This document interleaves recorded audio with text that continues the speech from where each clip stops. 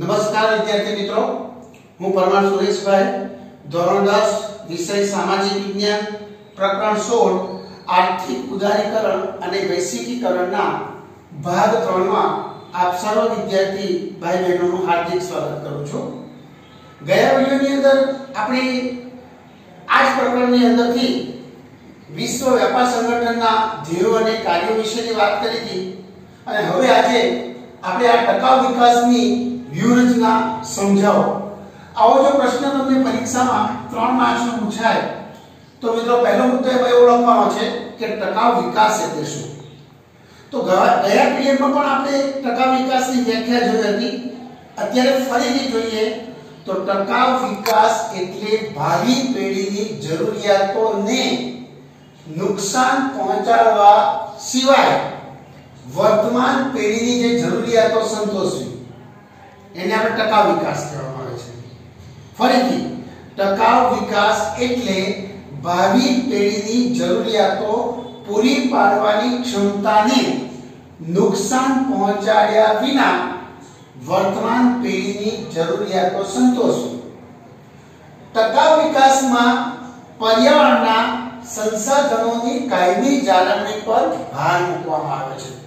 એટલે કે પર્યાવરણના જે પણ સંસાધનો છે એની લાંબા ગાળાની જાળવણી પર ભાર મૂકવામાં આવે છે। મિત્રો એ જ પ્રશ્નની અંદર 2 માર્ક્સનો પ્રશ્ન પૂછાય કે પ્રાકૃતિક સાધનોના સંરક્ષણ અને સંવર્ધન માટે કઈ કઈ બાબતો ધ્યાનમાં લેવી। મિત્રો ધ્યાન રાખજો, એક જ પ્રશ્નની અંદર બીજો પ્રશ્ન પણ સમાવી લેવામાં આવેલો છે કે પ્રાકૃતિક સાધનોના સંરક્ષણ અને સંવર્ધન માટે કઈ બાબતો ધ્યાનમાં લેવી। મિત્રો પ્રાકૃતિક સાધનો એટલે કુદરતી સાધનોના, સંરક્ષણ એટલે જાળવણી, સંવર્ધન એટલે કે એની સુરક્ષા માટે।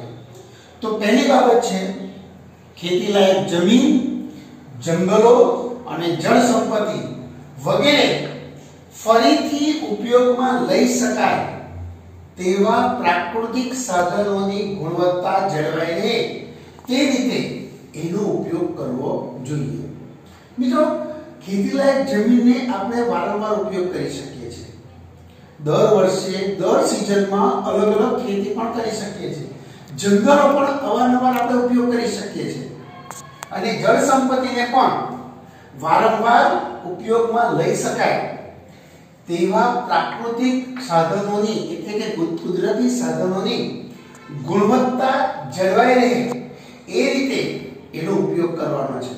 એવું નહીં કે પ્રાકૃતિક સાધનોનો એક વખત ઉપયોગ કર્યા પછી એની જે ગુણવત્તા છે એ ગુણવત્તા કાયમી નાશ પામે એ રીતે ઉપયોગ નથી કરવાનો। બીજું, કોલસો, પેટ્રોલિયમ પેદાશો વગેરે એક જ વખતમાં ઉપયોગ લઈ શકાય તેવા સાધનો છે, તેથી તેમનો કાળજીપૂર્વક ઉપયોગ કરવો જોઈએ। મિત્રો આપણે જાણીએ છીએ કે કોલસો છે, પેટ્રોલિયમ પેદાશ છે, એનો આપણે એક જ વખત ઉપયોગ કરી શકીએ છીએ, ફરીથી ઉપયોગ કરી શકતા નથી। એટલે આવા જે સાધનો છે એનો આપણે ખૂબ જ કાળજીપૂર્વક ઉપયોગ કરવો જોઈએ। ત્રીજું છે વાહન વ્યવહારનું ખર્ચ ઓછામાં ઓછું થાય એ રીતે ઉદ્યોગોની સ્થાપના માટેનું અહીંયા સ્થાન નક્કી કરવું। મિત્રો ખાસ કરીને આપણે જોઈએ તો ઉદ્યોગોનું સ્થાન એ રીતે નક્કી કરવું જોઈએ કે જ્યાંથી નજીકની આસપાસમાં કાચો માલ મળી રહે।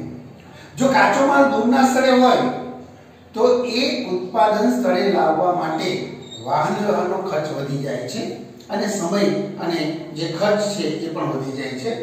એટલે વાહન વ્યવહારનો ખર્ચ ઓછામાં ઓછું થાય તે રીતે ઉદ્યોગો સ્થાપના માટેનું સ્થાન નક્કી કરવું। વાહનો અને ઉદ્યોગોમાં પર્યાવરણ મિત્ર ટેકનોલોજીનો ઉપયોગ વધે એવા પ્રયાસો કરવા જોઈએ। એટલે કે વાહનો અને ઉદ્યોગોમાં બંનેની અંદર પર્યાવરણને નુકસાન થવું ન જોઈએ, એટલે પર્યાવરણ મિત્ર ટેકનોલોજીનો ઉપયોગ વધે એવા પ્રયાસો કરવા જોઈએ।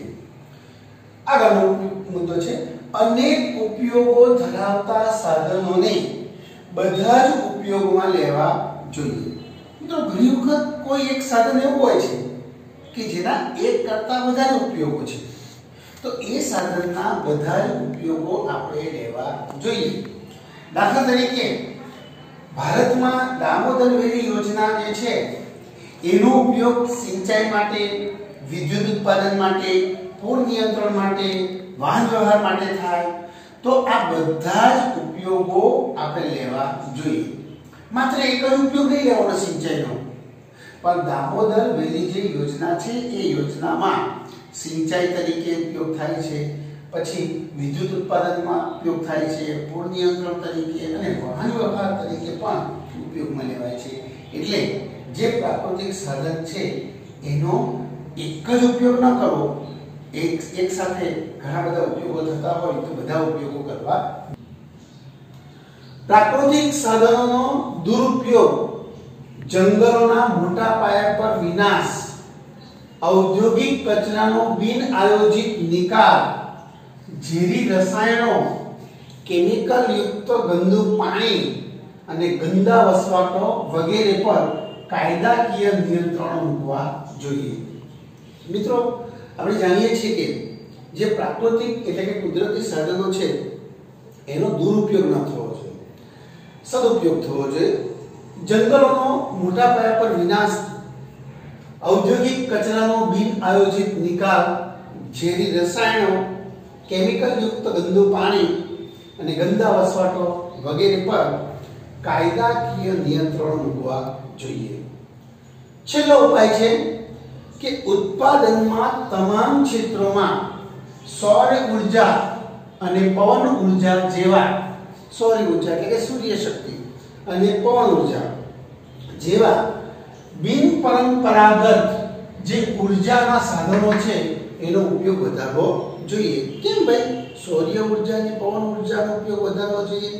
કારણ કે એ પ્રાકૃતિક સાધનો હોવાથી એનો ઉપયોગ કરવામાં પર્યાવરણની અંદર પ્રદૂષણ થતું નથી।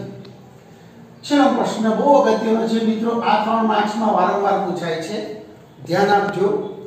પર્યાવરણની સુરક્ષા માટેના પગલાઓ જણાવો। મિત્રો ખાસ યાદ રાખજો, વારંવાર પૂછાય છે પર્યાવરણની સુરક્ષા માટેના પગલાઓ જણાવો। તો મિત્રો આ પહેલા તો પર્યાવરણની સુરક્ષા માટે વૈશ્વિક સ્તરે શું કરવામાં આવ્યું આયોજન એની થોડી વાત કરીએ।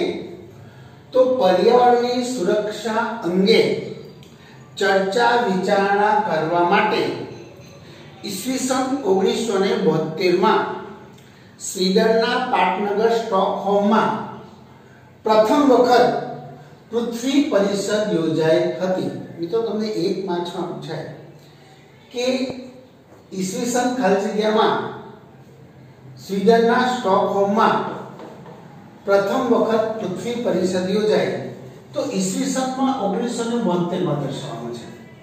પણ આખા વાક્યની અંદર એક માર્ક્સમાં પ્રશ્ન પૂછે કે ઈસવીસન 1972માં કયા શહેરની અંદર પૃથ્વી પરિષદ યોજાઈ?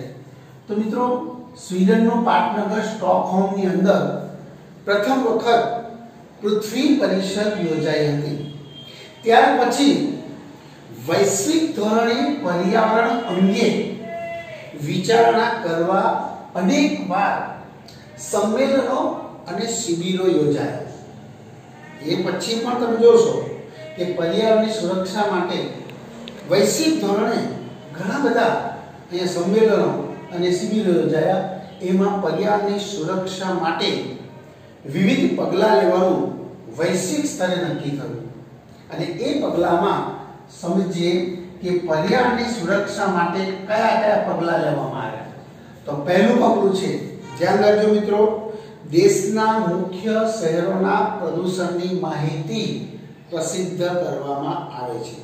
મિત્રો વિશ્વના દરેક દેશોની અંદર મોટા મોટા જે શહેરો છે એ શહેરોની અંદર રોજબરોજ પ્રદૂષણના જે માહિતી છે એ માહિતી પ્રસિદ્ધ કરવામાં આવે છે। કે દાખલા તરીકે ગુજરાતની અંદર અમદાવાદ શહેર છે એની અંદર રોજ કેટલું પ્રદૂષણ થયું, સુરતમાં કેટલું પ્રદૂષણ થયું, રાજકોટમાં, વડોદરામાં, એવા જે મોટા મોટા શહેરો છે એ શહેરોના પ્રદૂષણની માહિતી સરકાર દ્વારા પ્રસિદ્ધ કરવામાં આવે છે કે જેથી લોકો માહિતગાર થાય. બીજું છે પ્રદૂષણ પર નિયંત્રણ રાખવા માટે વિવિધ પગલાં લેવાનું નક્કી થયું. મિત્રો અહીં એ છે કે પ્રદૂષણ થાય છે તો એની પર નિયંત્રણ લેવા માટે કયા કયા પગલાં લેવા એ અહીંયા નક્કી કરવામાં આવ્યું. ત્રીજું, પ્રદૂષણ નિવારણ અને પર્યાવરણની જાળવણી માટે વિશ્વભરમાં 5મી જૂનને વિશ્વ પર્યાવરણ દિન તરીકે જાહેર કરવામાં આવ્યો છે. મિત્રો આ પ્રશ્ન તમને MCQ માં પૂછે કે 1 માર્ક્સમાં કે ખાલી જગ્યામાં પૂછે કે કયા દિવસને વિશ્વ પર્યાવરણ દિન તરીકે ઉજવવામાં આવ્યો, તો વિશ્વભરમાં 5મી જૂનને વિશ્વ પર્યાવરણ દિન તરીકે જાહેર કરવામાં આવ્યો. શા માટે? તો કે પ્રદૂષણ નિવારણ અને પર્યાવરણની જાળવણી માટે. આગળનો મુદ્દો, ઈસવીસન 1981 માં ભારત સરકારે વાયુ પ્રદૂષણ નિયંત્રણ ધારો પસાર કર્યો.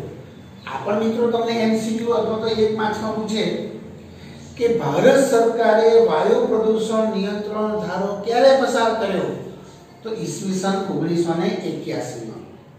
અથવા આ પ્રશ્નની બીજા શબ્દે પૂછે કે ઈસવીસન 1981 માં ભારત સરકારે કયો ધારો પસાર કર્યો, તો કે વાયુ પ્રદૂષણ નિયંત્રણ ધારો પસાર કર્યો છે. આગળનો મુદ્દો, વાતાવરણમાં ઓઝોન વાયુના સ્તરનું ગાબડું, પરમાણુ કચરાનો નિકાલ અને જૈવિક વિવિધતાની જાળવણી માટે થયેલી વૈશ્વિક સમજૂતીઓનું પાલન કરવામાં આવે છે. મિત્રો આપણે જાણીએ છીએ કે વાતાવરણમાં ઓઝોન વાયુનું પ્રમાણ ખૂબ જ ઓછું છે અને એ ઓઝોન વાયુ સૂર્યની ગરમીના પારજામની જે કિરણો છે એને શોષણ કરી અને માનવ જાતિને સૂર્યની અતિશય ગરમી સામે રક્ષણ આપે છે. પરંતુ આજે પ્રદૂષણ વધવાને કારણે ઓઝોન વાયુના સ્તરમાં ગાબડા પડ્યા છે. પછી બીજું કે પરમાણુ કચરાનો આપણે નિકાલ કરીએ છીએ અને વૈશ્વિક વિવિધતાની જાળવણી માટે થયેલી વૈશ્વિક સમજૂતીઓનું પાલન કરવામાં આવે છે. છેલ્લો મુદ્દો છે, દેશના લોકોમાં પર્યાવરણની જાળવણી માટે જાગૃતિ વધારવા પ્રયત્નો હાથ ધરવામાં આવે છે.